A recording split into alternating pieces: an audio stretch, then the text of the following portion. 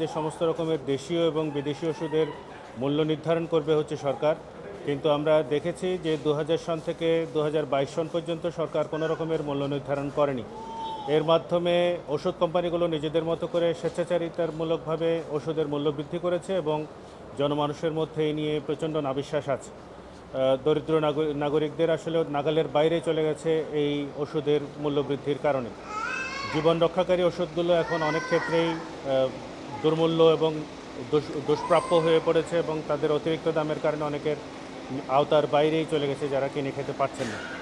এরকম একটি পরিস্থিতিতে ক্যাবের তরফ থেকে এই বিষয়টিকে নিয়ে ওষুধ প্রশাসন সহ মন্ত্রণালয়ের কাছে আবেদন নিবেদন করা হয় এবং তার পরিপ্রেক্ষিতে কোনো রকমের ব্যবস্থা না নেওয়ার কারণে ক্যাব সংক্ষুব্ধ হয়ে কনজিউমার অ্যাসোসিয়েশনের পক্ষ থেকে রিট মামলাটি করা হয়।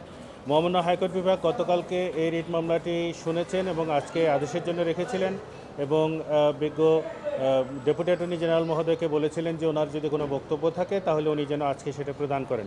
তো উনি ওনার বক্তব্য রেখেছেন। তো সর্বোপরি উভয় পক্ষের শুনানি শেষে আজকে মহামান্য আদালত রুলনিশি জারি করেছেন, যেখানে ওষুধ কোম্পানিগুলো এই যে অব্যাহতভাবে তাদের ইচ্ছামাফিক ওষুধের মূল্য বৃদ্ধি করছে এবং ওষুধ প্রশাসন যে নিষ্ক্রিয় অবস্থায় আছে সেইটাকে চ্যালেঞ্জ করে মূলত রিটের মূল বিষয় এবং তাদেরকে কেন নির্দেশনা দেওয়া হবে না কার্যকর পদক্ষেপ নেওয়ার জন্য, এটি হচ্ছে রুলের মূল বিষয়। এবং সেই সাথে মহামান্য আদালত এই যে রুলটি হয়েছে, রুলটি নিষ্পত্তি না হওয়া পর্যন্ত সকল প্রকার ফার্মাসিউটিক্যাল কোম্পানিগুলোকে বলা হয়েছে যাতে বিদেশ থেকে কাঁচামাল, ওষুধের কাঁচামাল আমদানি অনুমোদনবিহীনভাবে যেন তারা কাঁচামাল আমদানি না করতে পারে এবং এই বৈদেশিক যে ওষুধগুলো আছে সেই বৈদেশিক ওষুধগুলো অনুমোদনবিহীনভাবে যেন বিক্রি করতে না পারে। আমরা দেখেছি বিদেশি ওষুধগুলো কোনো রকমের কোনো বিএসটিআই কিংবা অন্য কোনো অর্গানাইজেশন তো বটেই, ওষুধ প্রশাসনের কোনো অনুমোদন ছাড়াই অনেকগুলো ওষুধ বিক্রি হচ্ছে। সেগুলো খুবই 2023 সনে যে ওষুধ সংক্রান্ত যে নতুন আইন হয়েছে সেই আইনের 30 ধারা অনুযায়ীও হচ্ছে সেগুলো শাস্তিযোগ্য অপরাধ। এর বাইরে মহামান্য আদালত আরেকটি নির্দেশনা দিয়েছেন, যে নির্দেশনাতে মহামান্য আদালত স্বাস্থ্য সচিব এবং স্বাস্থ্য অধিদপ্তরের মহাপরিচালক মহোদয়কে বলেছেন যে ওষুধ কোম্পানিগুলো যে নিজেদের ইচ্ছামাফিক ওষুধের মূল্য নির্ধারণ করছে সেটা বন্ধে কার্যকর পদক্ষেপ গ্রহণ করার জন্যে এবং তারা ওষুধ আইনের যে 30 ধারা লঙ্ঘন করেছে সেই লঙ্ঘন করার কারণে ফার্মাসিউটিক্যাল কোম্পানির বিরুদ্ধে আইনগত ব্যবস্থা গ্রহণ করে আগামী 30 দিনের মধ্যে মহামান্য আদালতে প্রতিবেদন দাখিল করার জন্য সুনির্দিষ্ট নির্দেশনা দিয়েছেন।